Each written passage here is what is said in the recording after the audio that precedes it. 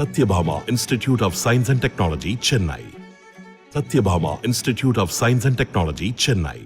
சென்னை விமான நிலையத்தில் 22 கோடி ரூபாய் மதிப்பிலான கொக்கைன் மற்றும் MDMA போதைப்பொருள் பறிமுதல் செய்யப்பட்டதாக வரும் செய்திகள் அதிர்ச்சி அளிப்பதாக தெரிவித்துள்ள எதிர்க்கட்சித் தலைவர் எடப்பாடி பழனிசாமி, இனியாவது போதைப்பொருள் தடுப்பில் விழிப்புடன் துரிதமாக செயல்பட வேண்டும் என தமிழக அரசை வலியுறுத்தியுள்ளார்.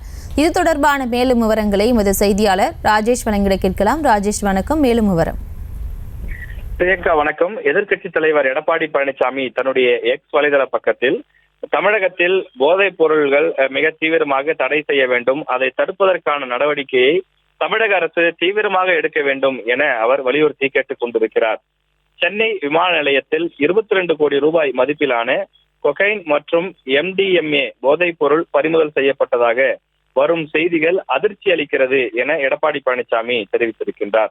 தொடர்ந்து தமிழ்நாட்டில் இது போன்று அந்த போதைப் பொருள் கலாச்சாரம் அதிகரித்து வருவதாகவும் அதை தடுக்க வேண்டும் என்று நான் தொடர்ந்து எச்சரித்து வருகிறேன் என எடப்பாடி பழனிசாமி தன்னுடைய சமூக வலைதள பக்கத்தில் தெரிவித்திருக்கின்றார்.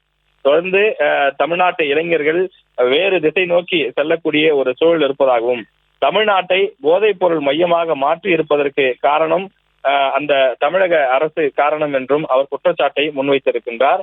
திமுக அரசுக்கு என்னுடைய கடும் கண்டனத்தை தெரிவித்துக் கொள்கிறேன் என்று குறிப்பிட்டிருக்கக்கூடிய அவர், இனியாவது போதைப் பொருள் தடுப்பில் விழிப்புடன் துரிதமாக செயல்படுமாறு தமிழக அரசை கேட்டுக்கொள்கிறேன் என அவர் எதிர்க்கட்சி தலைவர் எடப்பாடி பழனிசாமி தன்னுடைய எக்ஸ் வலைதள பக்கத்தில் வலியுறுத்தி அந்த பதிவை இட்டிருக்கின்றார்.